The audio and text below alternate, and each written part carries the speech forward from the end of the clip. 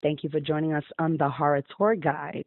This is Slaughter Sin, your she-wolf horror host, Empress of Gore. So here I am with Russ McKamey. But before we get started, I'll let him introduce himself. Please introduce yourself and tell me where you're from. Hey, everybody. This is Russ McKamey, the owner and creator of a little haunt called McKamey Manor. I was born and raised in Southern California, so, a little beach guy. Now we're located out here in sunny, crazy Tennessee, and this is where we're now running the new McKamey Manor, which is bigger and better than ever before, and it's so crazy that we actually offer $20,000 for anyone who actually completes real tour.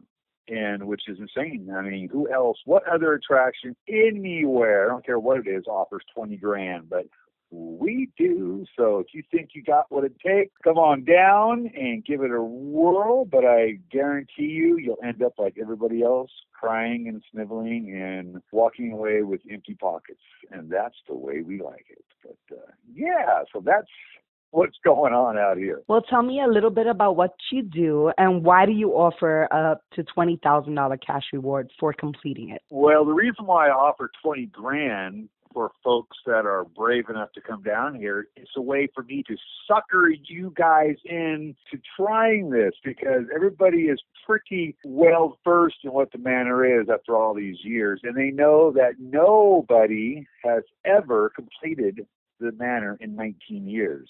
Nobody. We're talking some pretty hardcore, serious individuals, law enforcement, lots of military, special warfare, you name it. So you got to be on your big time A game to even have a shot. But if those guys and gals can't complete the tour, the average Joe and Jane, I promise you, will not as well. So as long as you're coming here for the right reason, which is just to challenge yourself and to have a blast, because it actually, in all seriousness, really is a lot of fun. $20,000 is just a little cherry on top. Just says that, if you can succeed, it's here. And I actually start you out with $20,000. I'll hand it to you. There it is. You keep it. And then as the show progresses, if you fail certain stunts or tasks or whatever, or if you want a smoke break, for example, so during the contract, if he's like, I got to smoke, then I'll say, okay, no problem, it's going to cost you $500. So everything that you do, every little failure is going to cost you $500, and then you get to keep what you have left over at the very end of the tour, but you got to finish the complete 10 hours. So the reason why I do it is just to entice people to give it a whirl, because everybody's so afraid of the manor. I mean, it's just, I've created the almost too perfect attraction for the haunt crowd, because they love it and they love watching everybody else go through it, but they are afraid of it. And it doesn't matter how tough you are and how much of a hardcore haunter you are, and all these haunt owners and stuff that I meet, like at all these different conventions and stuff, they love it, but they're all the same thing.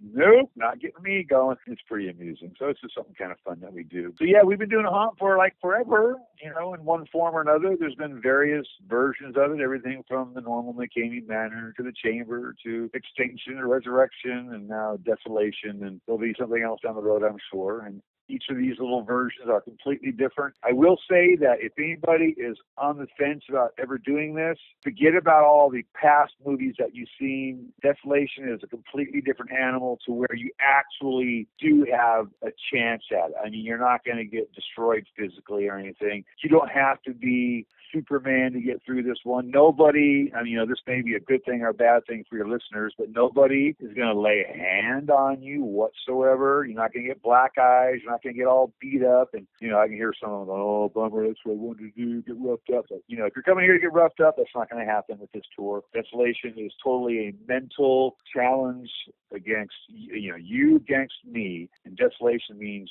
seclusion and abandonment, and you're going to be alone. That's where it gets deadly, and that's where it gets really interesting on a psychological level. So this is the easiest physicality-wise, but it's the toughest mental-wise, for sure. This is the one where I bring out the mind control and the hypnosis and medication and anything else that I need to do to get you to where where I need you to be. So mentally, it's a challenge. So it's one-on-one. It's you against me. And if you think you have what it takes, then I strongly encourage you to come on down and give it a try. In fact, I will say it's so easy compared to the other ones that I've lowered the age limit to 18. If you're between 18 and 20, you now can go. You just have to have parental consent. It used to be a hard, fast rule, 21 or above, because it was so physical. But now it's not. Truly is not. Again, it's the hardest of all the haunts, so if that makes any sense. Mentally, it's quite the little challenge. So we're looking for those brainiacs who think they can take me on and take me to the bank because I got 20 grand that I would love to give someone in your audience. So let's just rewind a little bit. Tell me exactly what you do.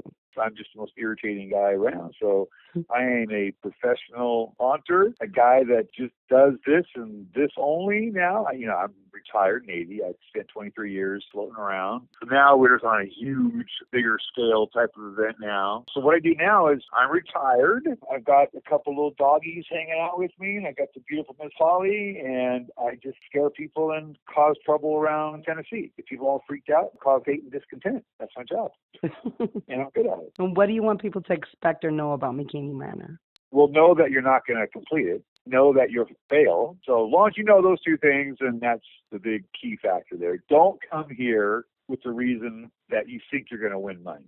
And we get those kind of guys too, that ones, people who are desperate for money and this is their last ditch effort and they think they're really going to make it and walk out of here. You are not. You're just not. The deck is stacked against you.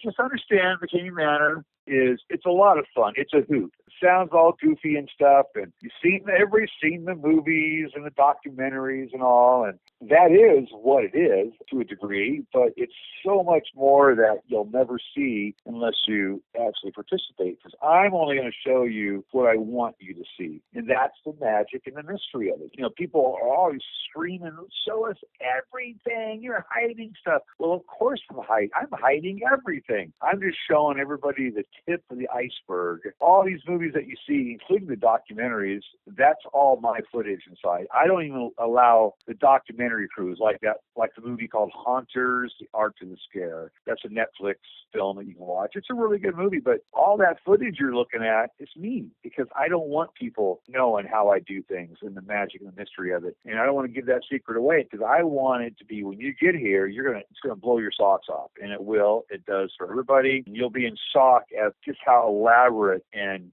complicated this show is, because it's everything. It's every aspect of a haunted house you can imagine. It's a boo haunt. It's, a lot of animatronics. It's crazy special effects and set designs and great looking rooms. It's all that stuff, but it's so much more too. It's just so interactive. It's live theater. You are my star. Person coming through needs to understand that I'm selecting you because you're my star of the day, and we're making a movie. So whenever you're here or we got someone going through, it's all about the movie. I am looking at you in your tour and what I want to do with you and how I want to film it and how, everything about it, I'm looking at it through the vision, through the eye of the camera. So I'm always thinking of that. I'm editing the film as you go through. So for me, that's what it's all about. It's about the movie. For you, the guest, it's all about living your own horror movie and trying not to lose your mind, because you will lose your mind. If you're not mentally pretty strong, I don't recommend coming here, because it can be dangerous mentally for someone who's borderline reality issues and whatever. This probably is not the best place for you. Mentally, you need to be extremely on the money, because, we don't want to hurt you mentally or physically, but it's a fact. I will get inside your head. And you're all thinking, no, you're not. No one's going to do that. Well, trust me, I will, and I'll make you believe what I want. You will hallucinate. You will be like little putty in my hand, and that's just the reality. You can doubt me, but you need to understand that's just the way it is. And if you can get around that, and if you can be okay with that, then I welcome you to try. The other thing I want everybody to know is that McKamey Manor, with all the craziness that we are, being the most extreme everything, extremely PG-13. There is no cussing allowed. There is nothing inappropriate, nothing sexual. No one's going to be whispering anything nasty in your ear. No one's going to be trying to do that kind of garbage. You're not going to see any kind of religious stuff around. We're not doing any kind of, Satan stuff. Nothing like that at all. It's like what Holly said. It's like an Indiana Jones ride on steroids. It's a survival horror boot camp type experience with every type of haunted house thing you can imagine being tossed in and just shook up. And it's personalized. Every tour is different as well. Your audience needs to know that you just don't walk in and say, oh, that sounds great, Marge, just go to Russ's house. No, you've got to sign up for it. You got to be interviewed for it. You got to get a letter from a doctor stating that you're mentally and psychologically cleared to participate. You have to go through a criminal background investigation.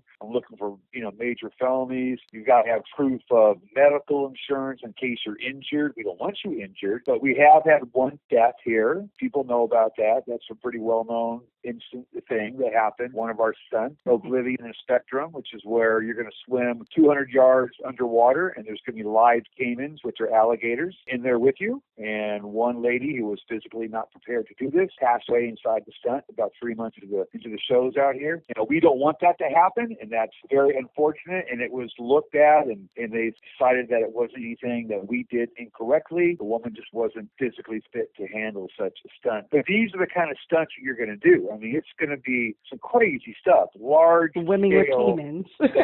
Can you that? tell me a little bit more about that? Yeah, sure. So first off, again, we have to really be careful on who comes here. You just don't show up. So again, you have to do all those requirements. I need the drug screening. So if you're smoking weed or something, it ain't going to happen, because you got to be on your A game. And that's why I have to really choose the right people. You're going to sign a 40-page waiver that's going to really tell me what you're all about. It's all about safety. And even though accidents can happen, in the waiver, it says 1,000 times in there, it says a couple things. First off, it says you really don't want to do this, and I mean that.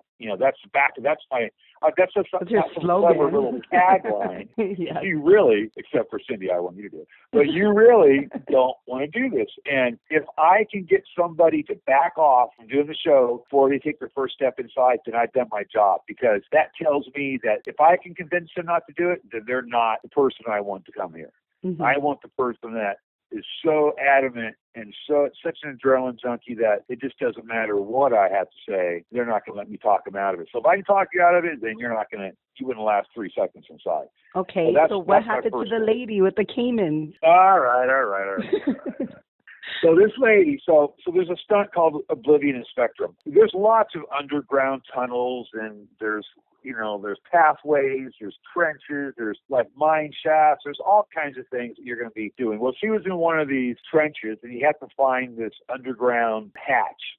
And she did. She found the hatch. Okay, good. And then she goes, on her knees and through this big sewer system thing, and she gets to the portion where you have to pop down inside of this next area. And it's very hot water, hot, steamy water. And it's called Spectrum. You got a pair of swim goggles on so you can see what's going on, but it's still very hot and muggy. And the way it works is that you have all these little lights scattered about, and it's an underwater maze. But you only have one light showing at a time. Around the lights, you'll see a lot of eggs. And there's a lot of caiman eggs and stuff, because it's very hot and humid. We started out with a few caimans, and then they kind of started reproducing, and now we have our star named Ralphie. Ralphie is not very big, but he's currently about 2.5 feet long. Mm-hmm. You're thinking that's no big deal. But a 2.5 foot long caiman, and he's very aggressive. He will bite you. I can guarantee you, he'll bite you. And you have full permission to swat him away, kick him away, whatever you got to do. But what you got to do is you're by the light. You're going to hit a button. That light's going to go off, and then another light 15 feet away will come on, and you have to go swim under this crazy little barricade and all these little crazy mazes to get to the light. Pop up again. Breathe all you want. It's not a time stunt. You can stay in there for hours you want, and you hit the next button, and it goes on and on and on and on and on until you get to this underwater old 1970s station wagon that's at a really crazy angle. You swim through its left side window, and you're going to find some more surprises inside the wagon. Lots of little snakies are in there. And then you're going to climb out to the back of the wagon, and you're done with Spectrum. Well, she got inside an area that I cannot reach you at. I can reach you and get you out where the lights are at. But Ralphie got a hold of her, and she had a major panic attack, and she basically drowned. I could not get her out. So I jumped in, I swam to her, pulled her out. We tried to bring her back, but it was too late. and, we called the EMTs and all that stuff. And so, yeah, she drowned. She was overweight. So that's my fault. She shouldn't have been here. She wasn't in shape enough to handle it. But she panicked when they came and grabbed her leg and started bringing her down. Now, this particular caiman will not try to roll on you because it's not big enough yet. But that's what happened. And that happened about the third month here. And that stunt is still available. That's called a breaker. If you cannot pass that particular stunt, then it's game over. There's about 200 different stunts to do here at the show, and some are tasks, some are stunts. But if you're assigned a breaker, and if you cannot complete a breaker, it's game over. You lose everything. You lose the game. You lose all the money. And you'll know when you're assigned to do one of these breakers. In fact, you'll be given choices. What do you want to do? You want to do this? You want to do that? It's all about choices. I give you all the choices that you want. And that woman chose to do Oblivion and Spectrum. So it's real sad. We don't want that to happen, but it did happen. There's nothing we can do about that. But it says in the contract 1,000 times over that the very real possibility of death exists here. And it absolutely does. And that's why you can't be here on any kind of drugs or drunk, or you better be on your AAA game. It's serious business when you come here. Oh. So what is your definition of breakers? Is breaker a mandatory thing that you have to do when you come to McKamey Yeah, Manor, eventually or does it switch?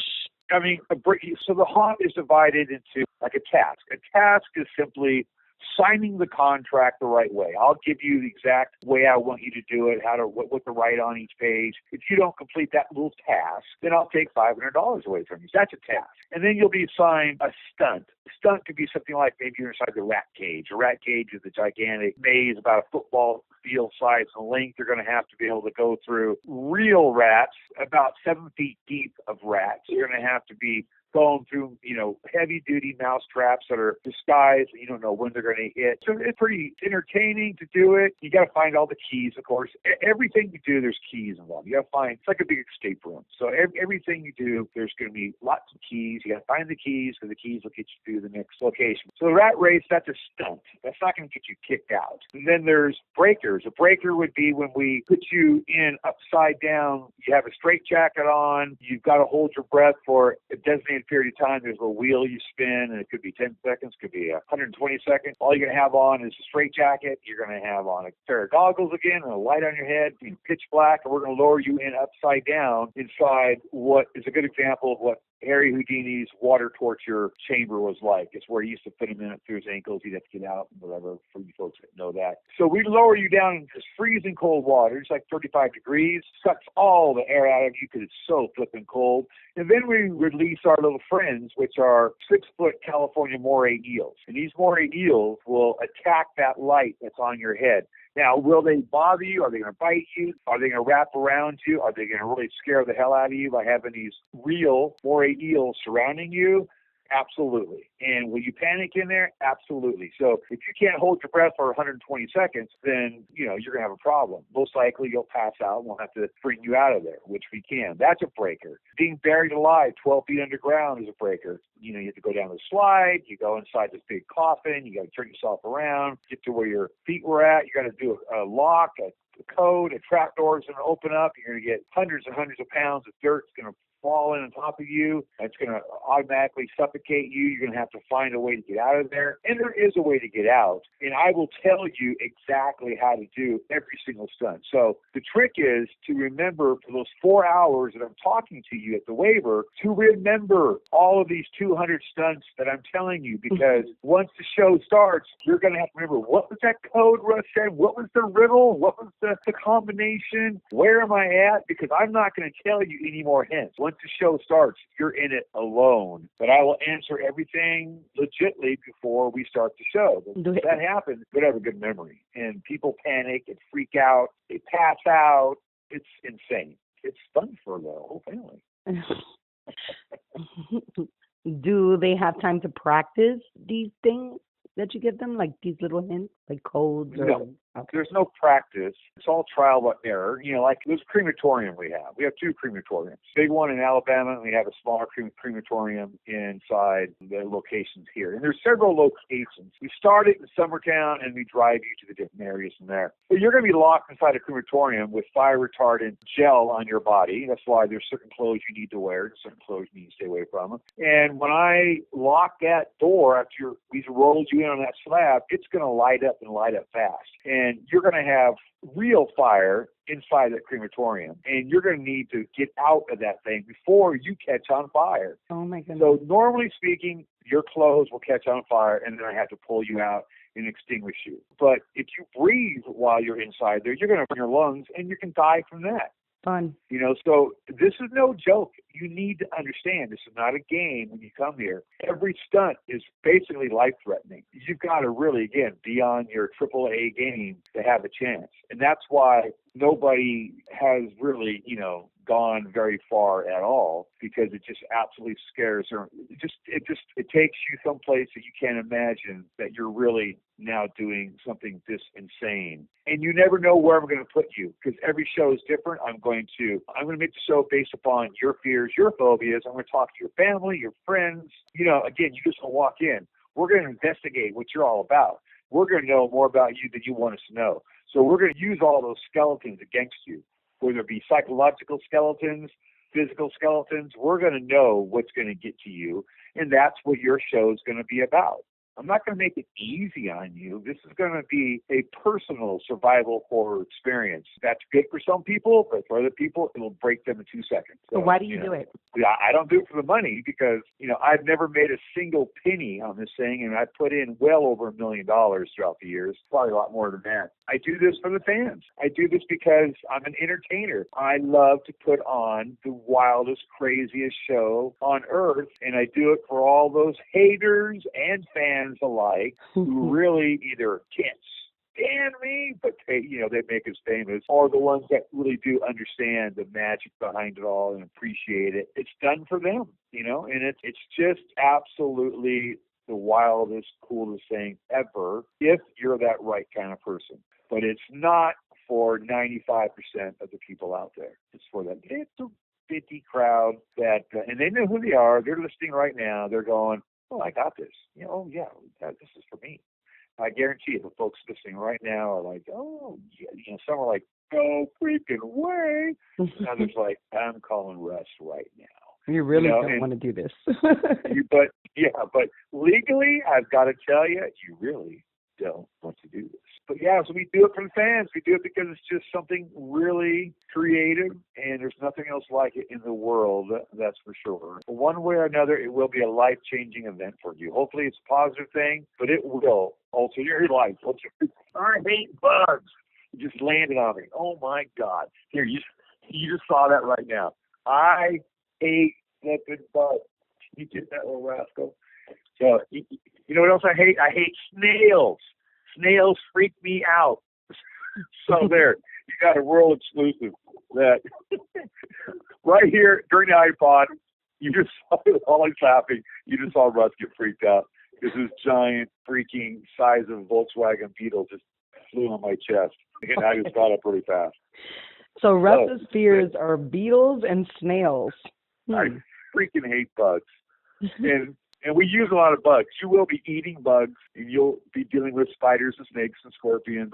Those are okay, but man, I hate freaking bugs. I do. So it's funny, isn't it? So there you go. What is the reaction you get from the public? Do you face any controversy? Aren't you funny? Yeah, we're the most controversial attraction in the world.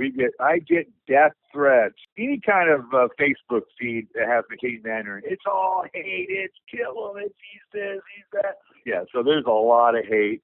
Literally, I've been shot at, been told I would be assassinated out here. I've been told I would, die, Southern justice, and all that kind of fun stuff. And we got that right away. As soon as we got here, the county commissioner, and these are like people that you think would be educated. So the county commissioner puts out this community alert. That's something you do for murderers and stuff. McKamey Manor. Basically, it's pitchforks and it's like the Frankenstein thing. Everybody coming up here, and it's like insanity. who does that? Who puts a target on someone's back? Oh my But goodness. yeah, one day I was out working in the front, and I heard this crack, and I heard this whiz by my head, and a bullet hit a tree 6 inches from my old noggin. And when I talk about that, they go, well, if they really wanted you dead, you'd be dead. And then they say, well, you moved here. And that's basically the response. That was your choice. Yeah, we got a lot of things like that going on. Holly hates it. She hates it here. She's been trying to get me to move since we moved here. Ever since all the threats of violence against us, and she's like, I need this garbage. And that's why half the time she's like, I'm gone. And she heads back to Texas. So the time that she leaves me, she goes, I'm out of here. You can stay around Nutville. I'm going. So I got to slowly bring her back like, oh, it's okay. But this is the only place that, in all my years that I actually had to go out and get a carry and conceal license.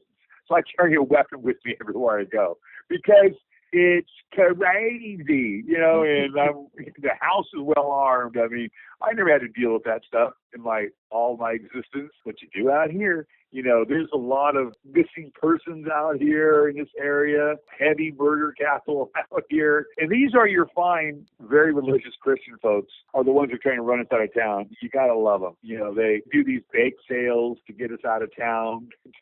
Holly's so cute. She made this big sign to help out the people who are trying to chase us out. So in the front of the house, there's this big help support the run us out of town bake sale. And, we're trying to help out the community to get us out of here as well. They have secret meetings that they all plot and try to figure out ways to get us the heck out of Dodge. They send us cease and desist letters through lawyers claiming that we're literally killing and torturing people. And, and I tell them, well, come and see what's going on. Come on down, take a look, and come for a barbecue. No, that's never going to happen. So all these people that do all the hate against us, they've never met me or anything, but they've got it made up in their mind from the movies that we're just like, oh my God, it's the worst thing ever. So my movies are quite effective. You love them or hate them, but boy, they spin people up. And you'd think that's maybe what they call the LICs, and LIC stands for the low information crowd. You'd think the LICs would be like maybe the less educated people. It's like, no. It's the higher echelon. It's anybody and everybody. They buy it. They believe it. They think it's real. It's just amazing. I mean, the tour is real, of course, but it's also an illusion. It's also smoke and mirrors. Mm-hmm. It's also a show. It's live theater. Some people just don't get it. And those people are kind of dangerous. So it's hard to keep Holly here because she's like, I'm out of this place. So why do you stay? Why do you stay with all the threats and the controversy? Why do you stay? And why do you keep doing it? Why? Because it's what I do. Because no one's going to push me out. I know I'm not doing anything wrong. I know I'm a good guy. I know that I'm not like what people think. Mm-hmm. I'm the most conservative, straight-laced guy you can think of. I've told the story before. I've never been drunk in my life, never had a cigarette, never drank a cup of coffee. I don't cuss. I've never taken a drug, clearly. I'm like the most straight-laced kind of guy you can imagine. But people think, because I run McKamey Manor, oh my God, he's a psychopath. Oh, again, I'm military, 23 years. After that, I worked for Veterans Advocacy for the VFW, working for disabled vets for 13 years. I take in rescue dogs. I'm a wedding singer. Go to djparty.org and you can see old Russ doing his wedding stuff. And I do the best weddings ever. Are you still for hire, Russ? I am, man. And I do rockin' weddings. There is nobody. I can guarantee you that. So just imagine all the energy and fun that I put into McKamey Manor. I do the same thing with my DJ stuff, and I am the DJ. I'll tell you that for sure. And so it's just, I do it because I just love doing it. And I'm not going to let these idiots try to run us out of town, no matter how stupid they are. And, they watch us. Law enforcement is constantly watching me. They monitor my Facebook page. They shut my pages down and go over everything with a fine-tooth comb. They read all my posts, and then they're working with other law enforcement agencies around the nation. It would blow your mind if you knew all the things that I know that these folks are doing. Just wait for me to stub my toe. But I know I'm doing everything legit.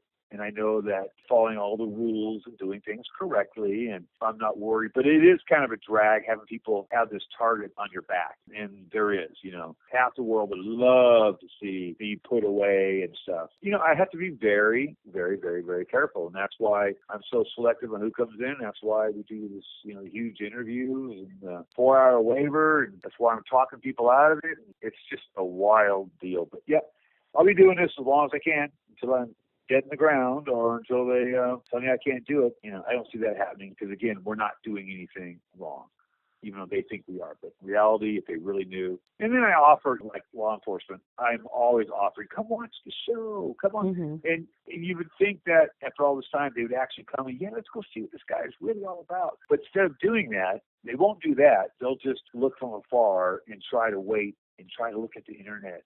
I've had intelligent people go, well, if half of what I'm seeing here is true, then I'm going to put you in jail. Come out and watch a show. But they don't do that. But we offer every single time to come on out. And I have to call the police before we do a show to make sure they know so we don't get shot. We almost got shot once. We did our second show, the neighbors across the street, and you'd think this guy would know better because he is a police officer. You'd think he'd actually know. Or if there was something he thought was going on, you'd think he'd come over and maybe check on it since he's law enforcement.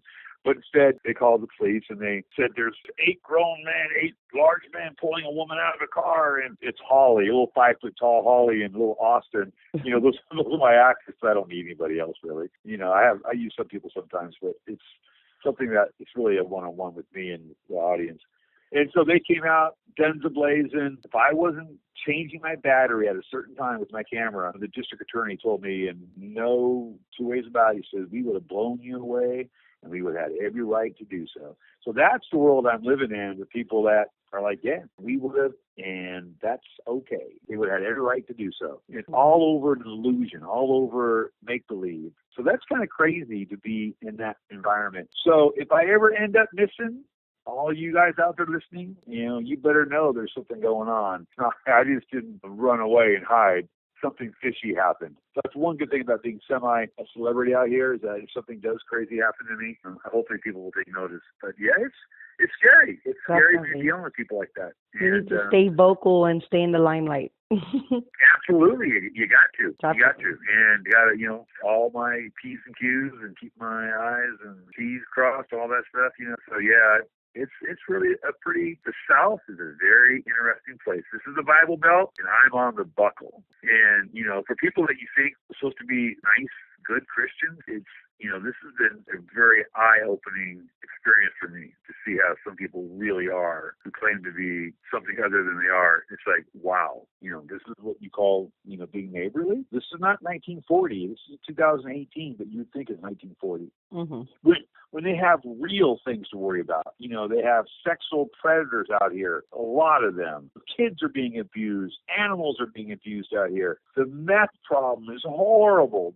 The drug problem, if you want to spend your energy, spend it protecting the children, spend it, working, getting the drugs out of here and the sexual predators. But no, they worry about McKamey Manor, something that is not real. And that blows me away right there. It's incredible. What kind of advice do you have for your haters? Any messages for your haters? Or those that don't understand? For the haters, just keep on doing what you're doing. I actually, in reality, I don't hate to say this because I don't want them to stop, but I love the haters because they're the ones that just keep this whole McKamey Manor legend going, and it's all them, not me. I don't publicize anything. It's the haters that just can't let go. They obsess.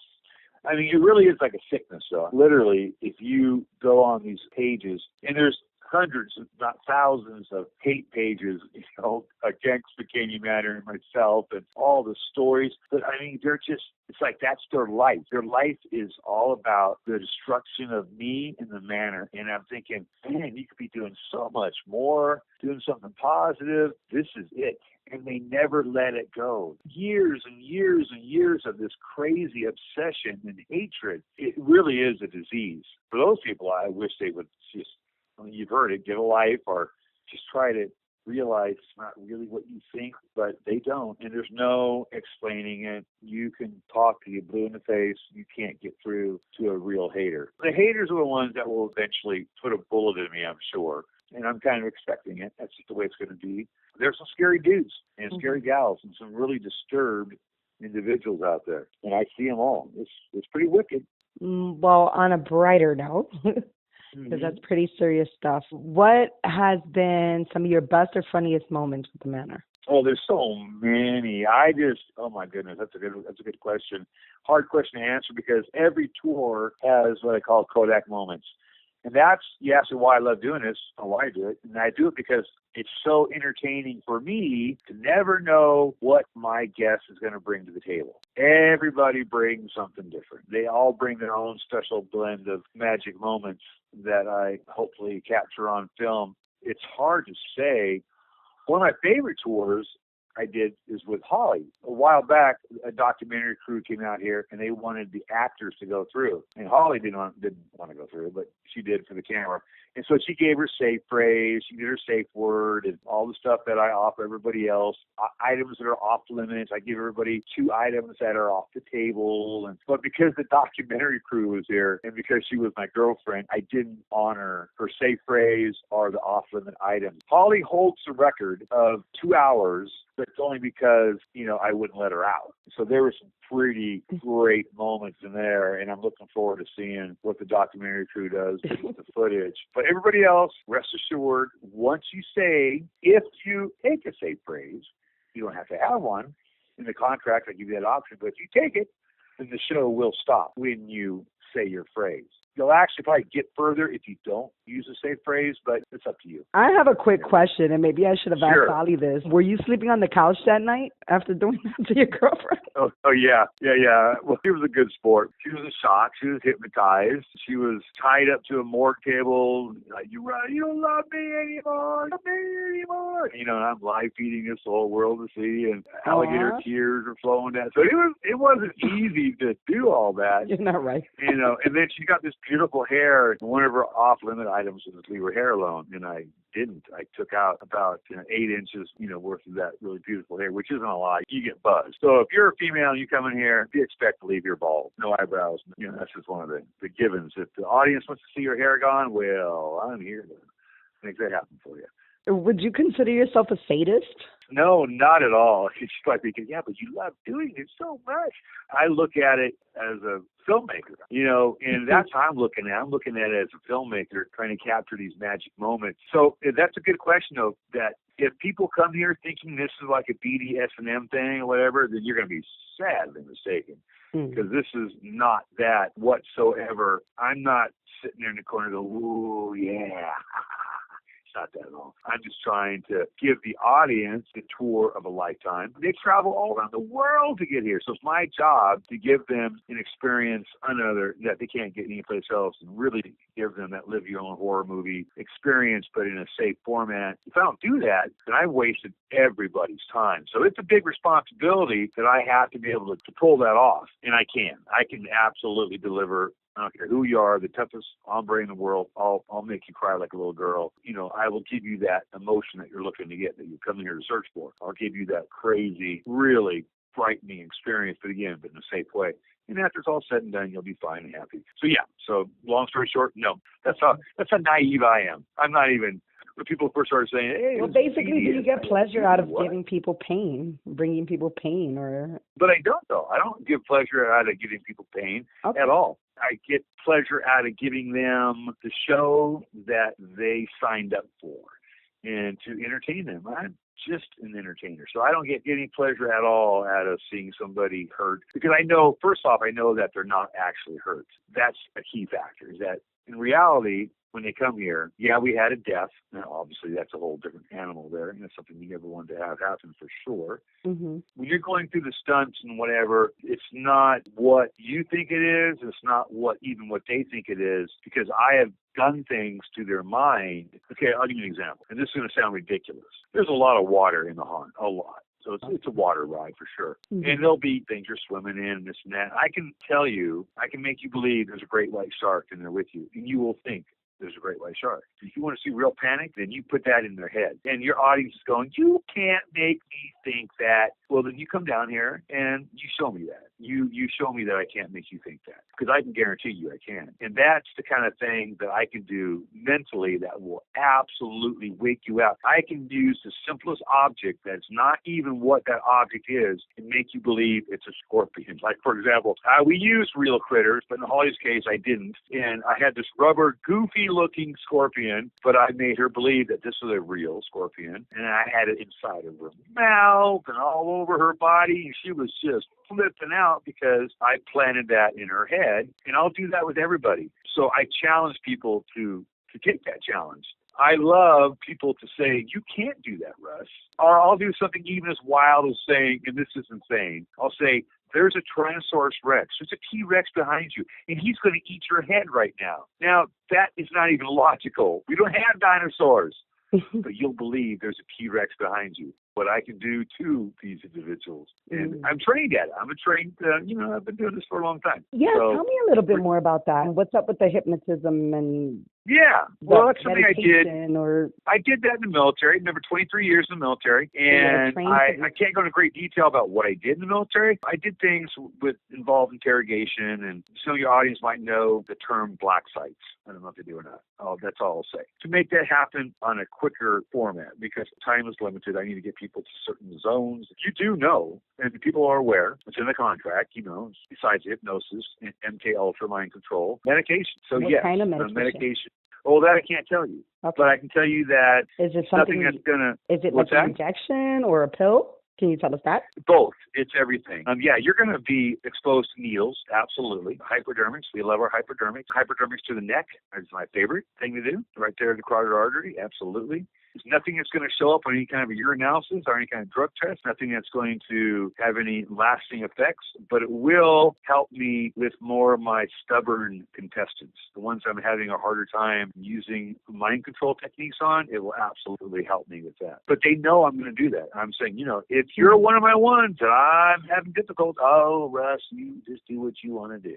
Okay. Then, you will sign off on that. That's going to be part of the contract. It's really important for your audience to know that everything that we're going to do is talked about beforehand. There's nothing hidden. There's nothing that you're going to say, I didn't know you were going to pull my tooth out without Novocaine. Yes, you did. Number 137 talks about it right here. Yeah, we talked about that. I didn't know my nail was going to be taken off. Yeah, you did. Number 143.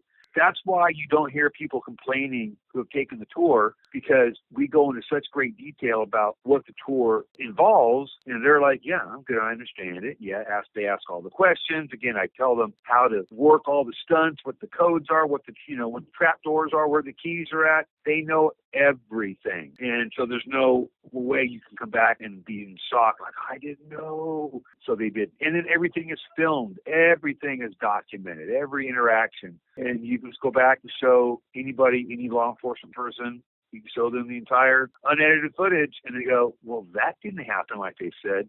No, of course it didn't, because in their mind it happened, but in reality it didn't happen. That's my saving grace, that I document everything. Always will, always have. You really, really need to do that. When you do something as complicated and as technical as this, you've got to have everything on film at every moment. Now, you used to be based out in San Diego, right? Right. How long were you there for, and what was your reason behind moving? I was a lot of places: San Diego, Illinois, Arizona, New York. You were in New York? We were in New York for a while. At least we had plans to be. We did a couple shows there. And then even New York, Long Island. Isn't that your area? Well, I'm Harlem more, but... Okay. So your guys, your leadership out there saw the movies. Your commissioner said, nope, shutting it down. So even before we even got rolling, they shut it down, all because of my films. Same thing happened in Arizona. Then Illinois, that was a different ballgame. We got out there, and the people were like, oh, my God. And they were out there praying in front of the building and shooting out the windows with their guns, and we're going to burn you out, and all that kind of stuff. So I'm like, well, this is where I need to be. Wow. So it's pretty crazy. So San Diego was home for a long, long time. Basically, when I lost my job and things happened, I was working as an advocate for 13 years, and I no longer was working for those guys. And my decision was always, if I stopped working, I was going to just try to sell a house and move someplace where it was all nice and large and several acres, and pick up and do the haunt there. It's a little bit different for me. I came home from a convention, a haunted house convention, and my entire house was stolen. Everything was stolen. All my animals, 8 dogs, vehicles, cash, all my Halloween props, everything was stolen. And so, and we know who did it. It was clear who did the whole thing. It was like, well, I guess it's time to go. I'm not one to fuss about that kind of stuff, to be honest with you. Even though I lost everything that I ever had, it didn't matter because I had Holly. Holly saved my life. Holly was the one who got me out of a really bad situation. I was basically held hostage for a lot of years, and I wasn't able to get out of a situation. Keep in mind, people think I was married and this and that. I was never married, at least not during all that time. Was not in a relationship with anybody, but I was held hostage. I was trying to escape for years and years and years, and Holly's the one who finally gave me the strength to do so. So she saved my life. Holly, absolutely. Whether we get married or make it forever, she's up there screaming now. But whether we, make it forever or not, I have to always thank her because she's the one who gave me the courage to get out of a really bad situation. The crazy haters and the people that did all that stuff, and they all know who they are, I have to thank them. Because if it wasn't for them, I wouldn't be here now, living my dream with the manor being bigger than it's ever been before on such a grand scale now. It's so much more interesting now, and it's so much safer now than it ever was before. I get to enjoy all this with these beautiful little dogs I have over here, these little rescue animals, and I have the Holly Bobali. And Holly is just, again, she is an angel to me. I can't even say enough about her. Again, it doesn't matter if we make it or don't make it, or she has her own life, or I have my own life. I will always thank her from the bottom of my heart because she is just the best. I love you. She's just the best thing ever. And she saved me, literally saved me, because it was a time in my life where I was like, well, I don't need to be here anymore, if you know what I mean. It's time to call it a night and check out. After all that stuff went on because of her. She's the one that, no way. You have to let those guys win. You have to let them beat you like that. She is the one that got me moved from there to here, and she did everything. She's amazing. So she keeps you grounded. And I thank her with all my heart and soul forever. Good. So there's a positive story for you. That's nice. That's awesome. Someone for everyone out there. Love story coming from a haunt. Absolutely. She's my little twin flame. There's someone for everyone. She is my soulmate, and we get along so good. And she's such a ray of sunshine. Anybody knows her. She's different. She is sunshine. She's like living sunshine, and that is pretty contagious. So how does this haunt differentiate from what you offered in the past? The haunt has always evolved. I've run the show myself, just alone before. Wow. Because it's not about the actors. It's about the stunts. The stunts do their own talking. The things you have to do will talk loud and proud, and I don't have to say diddly squat. I'm here to make sure you're safe, make sure things are running as it should be. It's just so flippin' scary. The stuff, the environment, the things you're going to do, so real, so scary, nothing fake about it. That's the big difference. And you're not going to get roughed up. I can promise you're not going to get hit, beat up, slapped around, thrown on the ground. Again, some people want that stuff. A few weeks ago, I had a guy come through with full-blown cancer, and this was a bucket list item for him. The leukemia. Yeah, remember that? What about the girl? I seen on a recent thread. There's a girl that's kind of like stalking you. I think she has fibromyalgia. Oh, yeah. No, she has lupus. And I tell her no because lupus is a very dangerous thing to where if you get stressed out, it can cause really serious problems like, kidney failure, all kinds of things. So lupus is something that you got to be really careful about because if you get stressed at all, and you will get stressed here. So she's so adamant that I told her, I said, if you get your doctor to call me and you let me explain to him all the stunts that you're going to do, and if he still says it's okay, then I'll let you do it. But no doctor in his right mind would ever let somebody with full-blown lupus go through all the things that I'm going to tell them that they're going to have to do. Because it's an autoimmune system failure situation. And, man, if you get stressed, like I said, your kidneys can shut right down. I mean, you can die with that stuff. So we don't want someone getting hurt. With cerebral palsy, you're not going to die. I can protect you with that. I can make sure you're okay. I can give you a really fun show and tailor it for that person. If someone's missing arms and legs, I can tailor it for them. I'm all about giving somebody their own personal experience based upon what their needs are. I have such communication with them through before the show, during the show, contract signing. I will definitely reevaluate what needs to happen and what things they should and shouldn't do on the fly after I get to know more about them. We don't want you to get hurt. We want to entertain you. Our job is not to damage you mentally or physically. Our job is to give you a once-in-a-lifetime, unique, fantastic experience, a positive experience. I take that very seriously. I'm not here to hurt you. I'm here to make you laugh, smile, cry, all that stuff. Get that cathartic release. Yeah, absolutely. But we're also, what we're not, though, is we're not therapy. So don't come here thinking that I'm going to be able to fix all the things that are wrong with you. And we all got things that are wrong with us. I do get a lot of people who have things happen to them in their life and they're broken. I'm broken. I'm very broken. I think we're all broken in our own ways. Don't come here thinking that this is going to heal those types of horrible things that happened to you as a child or, with your parents or whatever. Just relying on this to be the thing that's going to fix them. And this will not fix you. This is not that. It may give you a sense of excitement and joy, but it's not going to fix anything that's broken. I can promise you that. So I don't want to lead people on thinking that it will. It won't.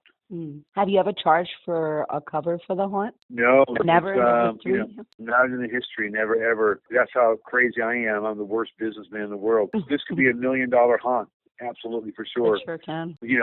People would pay whatever to come here, but I don't. I charge, as you all know, I charge dog food or dog treats that we donate to animals.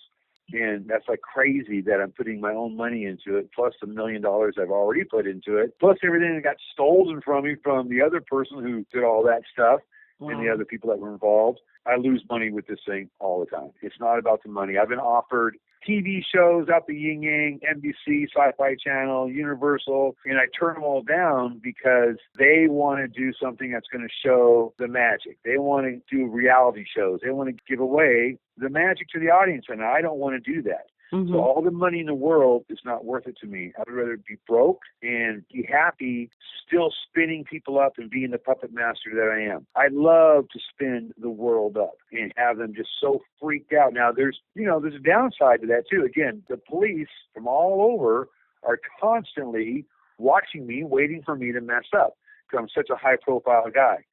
Because, again, they don't really understand. Even though you explain it over and over, they still don't understand. I don't want the money. It's not about the money. It's about entertaining folks. It's about creating a legend. It's about having, when I'm dead and gone, people are still going to be talking about McKamey Manor. Like, was that place really real? Have you heard about that place? And it's like, yeah, it was really real. So that's pretty cool to be able to do something that I love and really create it from the ground up myself and make this thing into such a controversial attraction. You call it whatever you want. Don't call it a haunted house. I don't care. You call it what you want to call it. It's a survival horror boot camp experience. Call it whatever you want. It's really pretty gratifying to be able to have done that, have it still continue on bigger and badder than ever before. I mean, the frenzy over McKamey Manor is not going away. And that, to me, is amazing. And it's all about the films, and which I need to make more films. That takes me months and months and months to make films, and that's hard to do as well. I don't really have time to do that like I used to. But that's a neat thing to have that legacy. Now, it might bite me in the butt. People are going to go, no, we know what it is. And, they're going to find some way to get me. It's possible. I know in my heart of hearts that it's really A-okay. Most people would have a brain, especially after you really see it, really understand. Then you go, I get it. Yeah, that's clever. And then it's even more fascinating to them that, wow, I just never knew. And that's pretty interesting to see that light bulb come on. But some people, the light bulb never comes on no matter how much you show them. I've showed law enforcement exactly how it works, and they still think it's something other than what it really is. I don't know about that. I don't know what to do about that. I just keep trying.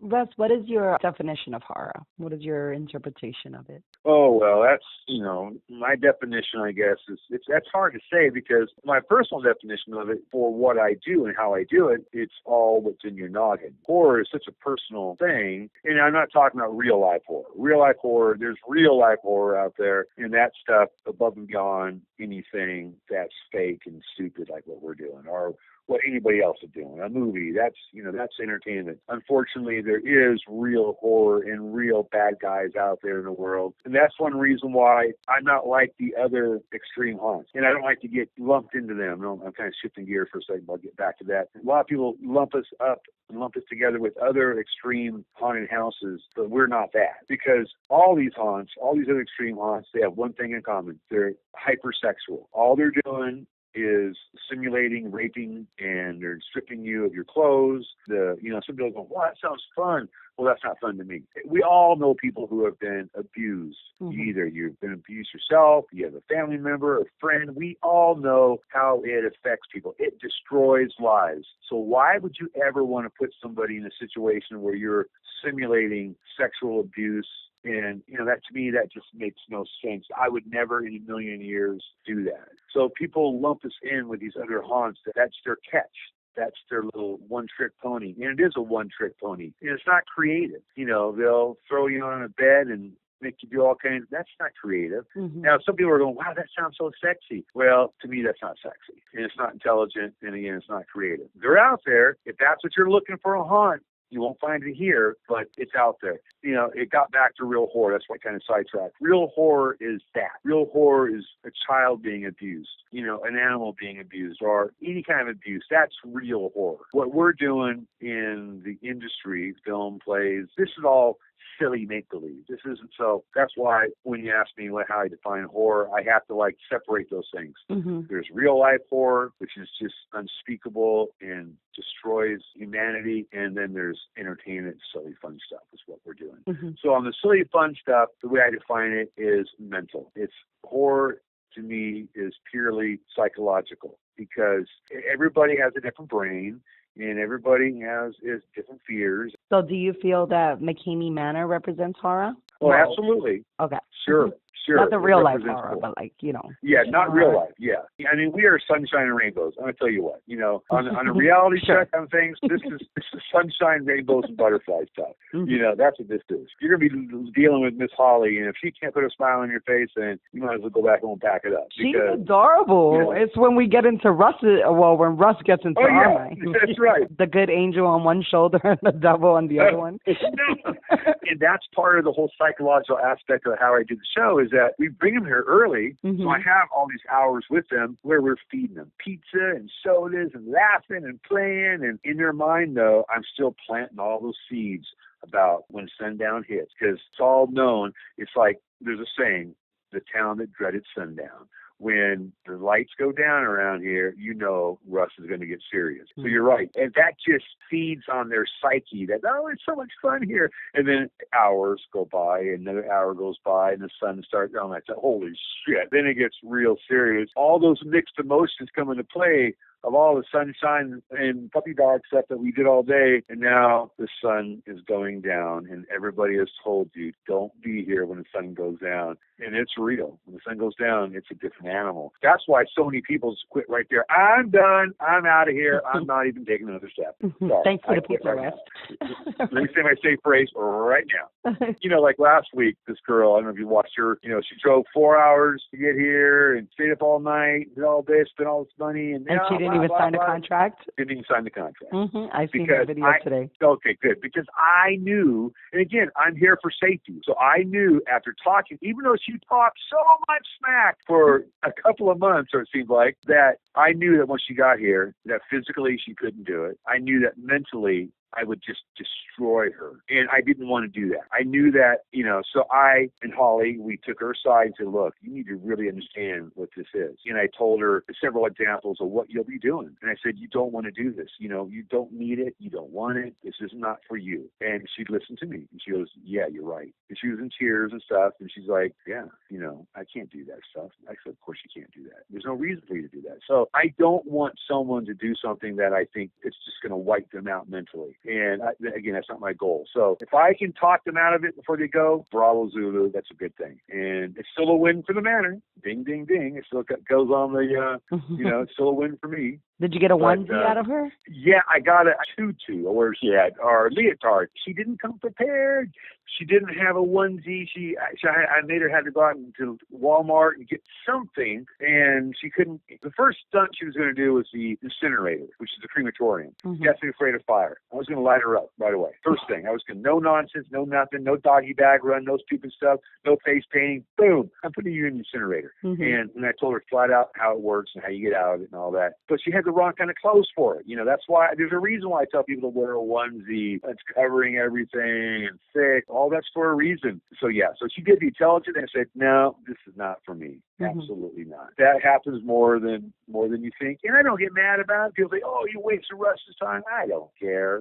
I'd rather you be safe than not. Safety is paramount. Have you ever, I mean, I've seen, you know, a lot of your videos, but have you ever received any backlash or anyone attempting to come back at you, but not in a good way after they've taken the tour, like maybe to court or threats or something? Oh, yeah. Tons of them. And so not everybody leaves the manor humbly. Oh, yeah. Yeah, I mean, you know, there's one movie that you should watch. It's called Avery and Albert, The Liars, or The Liars Club or something. Because of that one there, I had to show a lot of behind the scenes on that one there, just because the police got involved. And so I had to show what they said happened did not happen. I let the audience in on it. And so that's an interesting one to watch, Avery and Albert, The Liars Club. Yeah, it happens. And there's only a handful of them, though. There's like 5 or 6 that are big time obsessed haters now. Take like the McKamey Manor road tour. They go everywhere they can trying to cause trouble for the manor. And bless their little hearts, they're the gift that just keeps on giving, because they're the ones that keep the manor up there with, you know, I mean, they're the ones that keep it right there in everybody's mind because they're so vocal. There's like 5 of them, literally 5 of them. But those 5 are like vicious, but I love them. I love them because, again, everywhere we go, they're the ones calling the local authorities, and they're the ones posting, and they're the ones that are doing YouTube, and you name it. So they keep the manor up front and forward in everybody's mind. So if you look at like the intelligent ones, again, there's some screws missing with those individuals as well, because they knew what they were getting into. They did the whole contract. They understood. And they breached their contract by doing that, right? Or I'm assuming. Well, yes, I could sue them. Non-disclosure says I can sue them for $50,000, but it's almost kind of worth it because they give me so much fuel with being as negative as they are. You know, you go on these different posts, and they just post like page after page, and then they get everybody else involved. And then it's a big, like, everybody's whipping out their own throats trying to get to me. I just got to sit back and giggle. So they give me a lot of ammunition, and it's quite entertaining. So that's why I kind of leave them be. It's just so amazing the things they say. But if you look at the current crop of people who've come to the Tennessee location, you'll notice that not one person's ever complained. Not one. And that's even what law enforcement has said. Oh, we can't really get you yet because there's no one's made any complaint. But they're looking, they're waiting for that one. The show is run differently now. Being the smart guy that I am, I'm going to readjust. I'm going to overcome and adapt. And that's all part of my military training. Now that I know, and I knew right away, what the DA, for example, what his guidelines were, and he told me without that you will be in jail if this happens, if that happens, I'll tack another 5 years on this. Again, I saw your films, and if that would have happened here, you would be in jail right now. So I know exactly where he stands. So because of that, it's like, okay, well, then I need to reinvent how I'm going to do the show. Oh, yeah, thanks for the heads up. You know, it's a good thing. But actually, I reinvented it even before that, but that just made it more concrete for me. All right, so this is what I have to do. This is why I do it this way now. And I knew it would be scarier making the haunt the way it is. And it's actually much easier now. And it's just much more personalized. It's a very personalized show now. All the people who've been here, and if you watch that movie, and then there were none, that shows everybody. And these people are all fans. They get it. They understand it. They appreciate it. They're not haters. If there was a horror character that you can identify with, what character would you say that would be? The guy that I guess I identify with most of all, he's not really a horror character, but he is a person that made horror movies, and that would be William Castle. So William Castle was a low-budget Alfred Hitchcock in the 50s and 60s. He did a lot of really fun audience participation, interactive movies. He did the Smell-O-Rama. Snowrama, right? Yeah, the Snowrama. Yes, I remember him. He would rig up like shockers underneath the seat of the audience, so when the tingler got away, the seats would be shocking, the lights would go out, the film looked like it got burnt. Or in House on Haunted Hill with Vincent Price, when the skeleton comes out of the vat, you'd have this cheesy little skeleton floating across the audience, and all the kids be throwing their candy at it and stuff, where you'd have to sign a contract, you have life insurance to go in to see the movie. All these really fun, creative things that he would do at these individual theaters. He was a wild guy. There's a great documentary that your audience needs to watch called The Spine Tingler. And it's about William Castle and all of his movies. A great history lesson of a really great guy, a really good family man. He's a lot like me. So I've been told that by a lot of people, like, you're like the William Castle of nowadays, or the P.T. Barnum. And I'll take that as a compliment. You know, he's a quality guy, and he's just, you know, misunderstood probably, like I am misunderstood. And so that's who I identify with. He's my idol. Nice. William Castle is a really big idol of mine just because he was so inventive. And I try to do the same thing and bring that audience participation to my folks as well. My favorite horror movie, The Thing from Another World. I love it, love it, love it. I also love the remake of The Thing because I love practical effects. I do not like CG.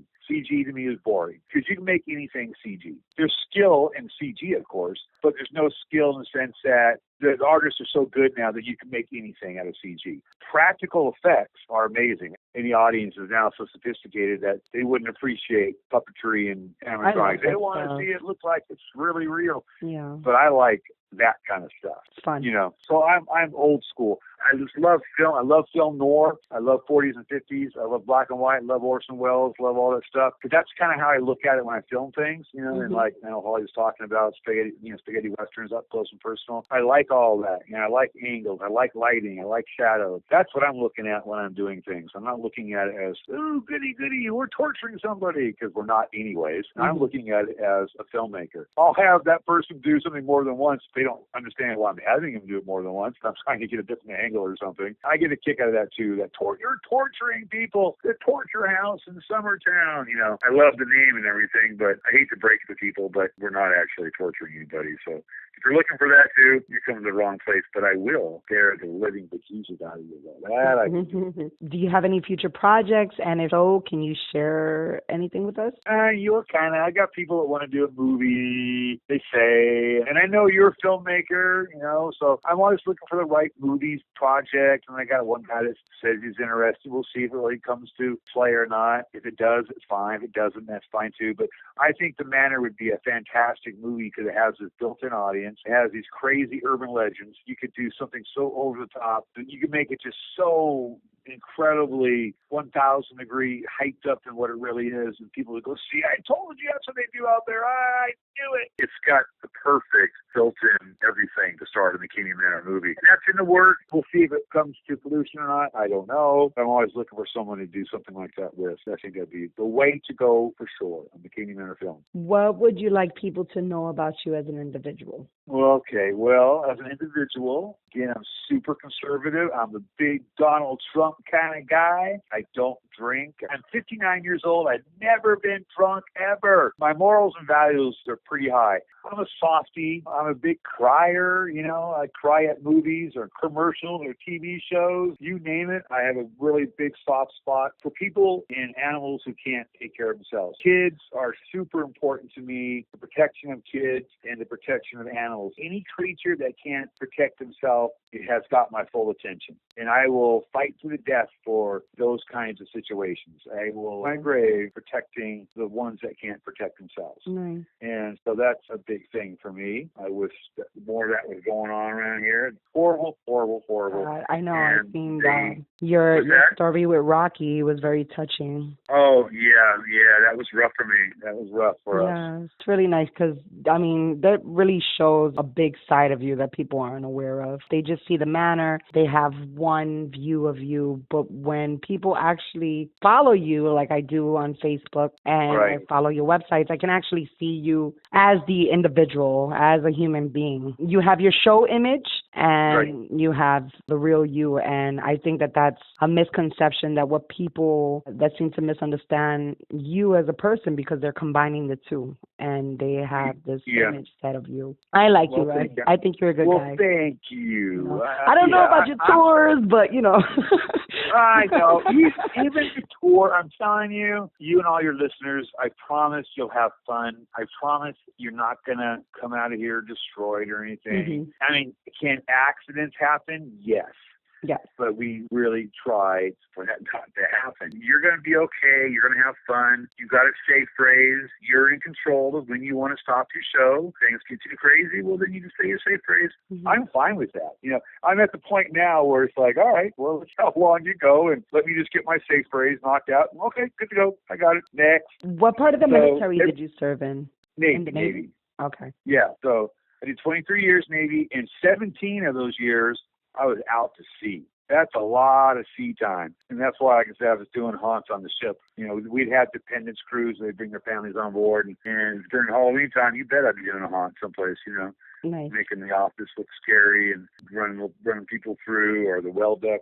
Haunting is in your blood. Everywhere I went, every port I went to, my whole goal was to go out and try to track down interesting haunt things. So I got haunt stuff from all around the world, and that was kind of fun really doing cool. that. That's cool. Yeah. So you're like Robert Ripley, but like haunt style? Yeah, there you go. Although all that stuff now was stolen, so that other person, and you know who she is, they have all that now. So they can enjoy it, they can have it, and I'll just, we started from scratch.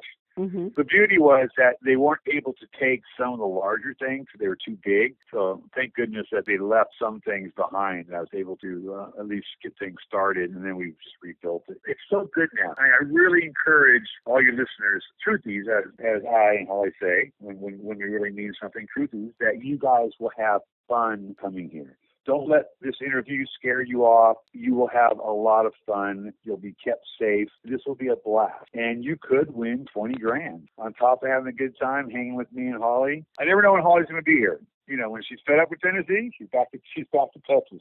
How are you doing right now, Holly? You going to be here for a while? She says, fine and dandy, like sour candy. So she's okay for right now. Who knows? But I will always be here. You can kick it with me. It'll be a fun experience for you. I can guarantee you. And you will say my name is and I quit. You'll say that as well, too. So practice. How long do you intend to run McKamey Manor? I'll be running this thing until I'm dead and gone. I'll tell you, years and years. I don't plan on going anywhere. I'm in good shape. I'm physically in good shape and all. You have kids? I do. I got a couple of kids, and they're all full grown and stuff. They're not haunters in any shape or form, so it won't get passed on there. So once I kick it, that'll be it. But I got a good 40 years left. Come on, man, I'm not going nowhere. As long as they don't lock me up. That's my fear, is that they're going to try to, they're going to do something crafty and sneaky, because they just don't like my shenanigans around here. They don't like the fact I call people out, and they don't like the fact I'm here, and they don't like it. When you're in a place like this, they can manipulate stuff. Got to be careful, and so pay attention to that too. Luckily, I got some money saved away for some high-powered lawyers. I'll probably need them one day. And this is the current haunt now, and you said it's in Tennessee? Yep. And you said there's another one in Alabama, right? Right, because you start here, you do the contract here at the homestead, and then we shove you in the back of the truck, and we drive on to Zone 1 and our Zone Alpha, Zone Bravo, and Charlie. And eventually, you'll get to Alabama. You got to spend 4 to 5 hours at what we call Holly's Playhouse or the Gauntlet. They're kind of combined, and that's various sites in Tennessee. And I can't keep just the contract. It really happens here.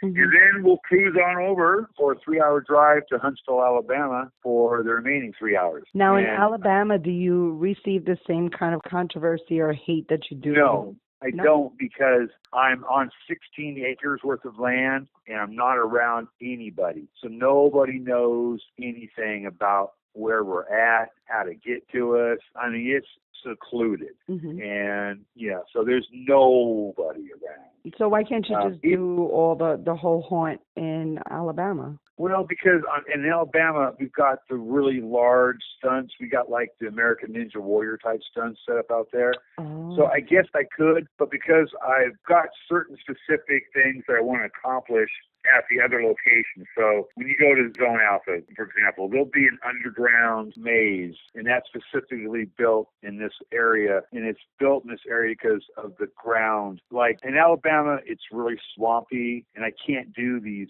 underground tunnels, mine shafts, and that type of thing. In Tennessee, I can.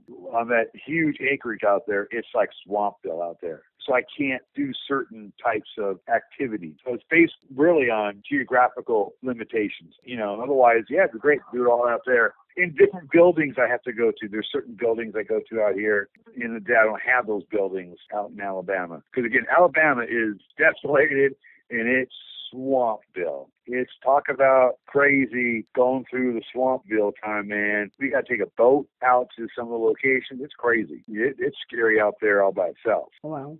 Yeah, that's why, though. Okay. And my final question, how can we find you? If someone's interested in taking the tour or they want to learn more about you, where do we go? That's a good question because there's so many fake sites out there. Yes. Let me start with the real ones. The main one is McKameyManor.com. And if you're interested in taking the tour, there's a contact page. Fill that out. And there's also, you can see new content with pay-per-view, actually, on McKameyManor.com because YouTube, with my new channel, McKamey Manor Presents, and that is the official, real, new content YouTube channel. It's called McKamey Manor Presents. The other one is the one that's hacked into by the same people that stole all my property. They're the ones making all the money off the YouTube channels and all that. So McKameyManor.com is the website. McKamey Manor Presents is the YouTube page. And then for Facebook, you want to go to my page, which is Russ McKamey. Then from there, you can get put into a closed group called McKamey Manor. Now, all these other McKamey Manor sites out there, they're not real. They're not me. They're impersonating me. They're making you think they're me, but they're not. Mm-hmm. So those are the real sites right there. And everything else, don't give them energy. I'll tell you what, they're not the real deal. You heard it from the man himself. Thank you so much for your time, Russ and Holly. I'm Russ McKamey, and you're listening to the Horror Tour Guide Podcast. Well, that was pretty interesting. It's not every day I get the appetizer and the main course. Sorry, guys. It's time to go.